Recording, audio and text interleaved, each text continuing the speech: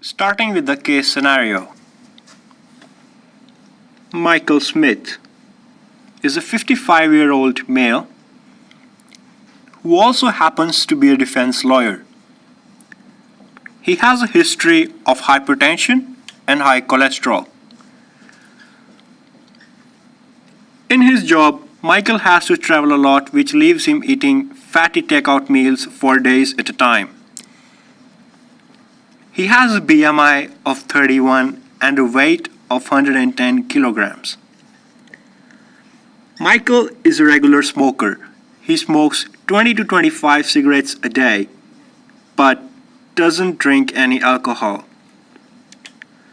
Michael has 3 children and a wife who is a stay-at-home woman, which leaves him as the breadwinner. His father died from an acute myocardial infarction at age of 60 and has an elder brother who suffers from coronary artery disease at an age of 59. This evening, Michael and his wife had a huge argument after dinner. Michael complained of chest pain and was quite sweaty. His wife decided to take him to the hospital that evening. Michael was admitted in ED at 2000. Possible diagnosis could be angina.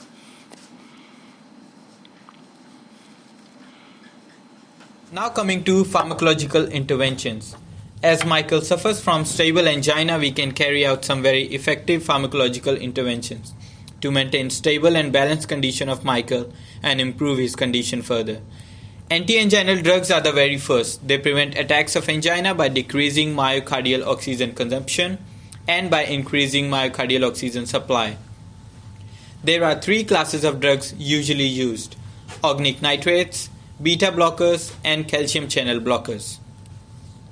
Now coming to nitrates first. The medications used is glyceryl trinitrate, which is GTN. GTN comes as a tablets or sprays. You can take a dose under your tongue as required when your angina pain occurs. GTN is absorbed quickly into the blood when kept under the tongue. A dose eases the pain within a minute or so. Carry your GTN tablet or spray always with you. Some people prefer taking GTN before any exertion or exercise, for example before climbing stairs. If the first dose does not work, take a second dose after 5 minutes. If the pain remains for 10 minutes after taking GTN, then call an ambulance. GTN works by relaxing the blood vessels. This reduces the workload on the heart and helps to widen the coronary arteries and increase the flow of blood to the heart muscle. GTN tablets go off after a few weeks, so patients need a fresh supply every 8 weeks and should return any unused tablets to the pharmacist. Patient may prefer to use a GTN spray which has a longer shelf life than tablets. A dose of GTN can cause a headache or flushing for a short time. These side effects often improves or goes with continued use. Now talking about some of the contraindications of GTN. Hypersensitivity, systolic blood pressure lower than 110, bradycardia heart rate lower than 50, ventricular tachycardia inferior STEMI with systolic blood pressure lower than 160, and right ventricular infarct. Now talking about another important medicine for angina, which is aspirin. From centuries, aspirin is being used as analgesic and anti-inflammatory. However, its cardioprotective properties is been discovered few decades ago. As for Michael's condition, we will go through cardioprotective properties of aspirin. Firstly, how aspirin works.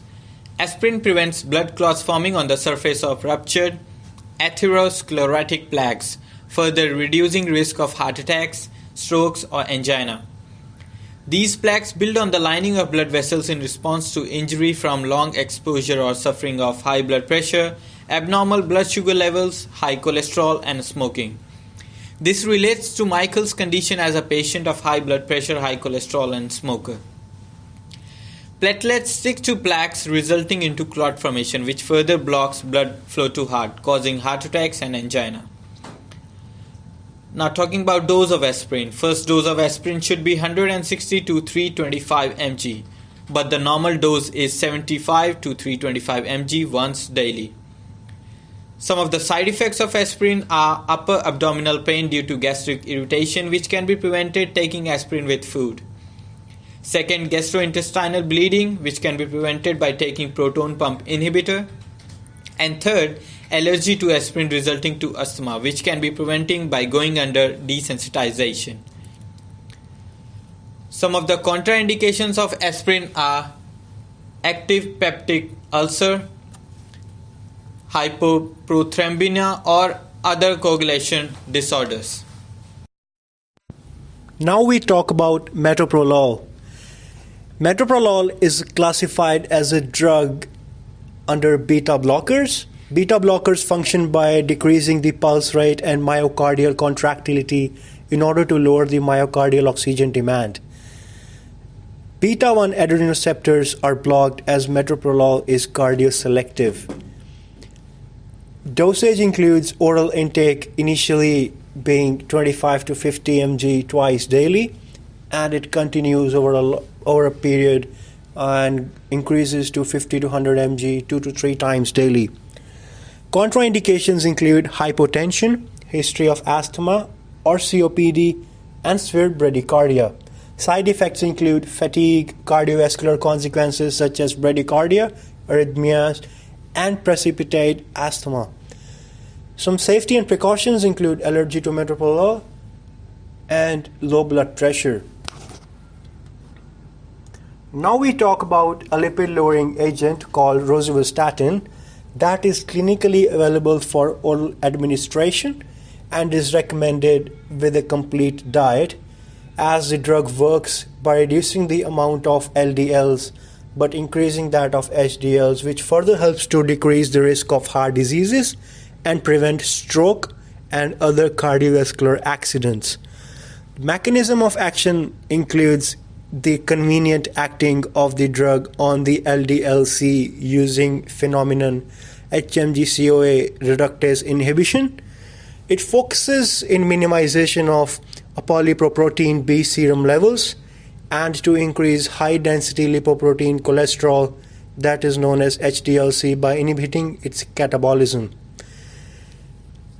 The dosage includes the range that is in between 5 mg to 40 mg daily. Adverse effects such as muscle weakness or pain, memory problems, unusual tiredness are pretty common.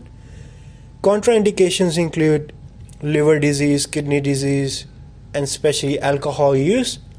Some safety and precautions include allergy to statins and yes, alcohol use as well. Just a heads up, before administering any medicine to the patient, we are supposed to check the 6 rights, 3 patient indicators, and most importantly, allergies to any medications and contraindications. Thank you for watching this video. I hope you all liked it.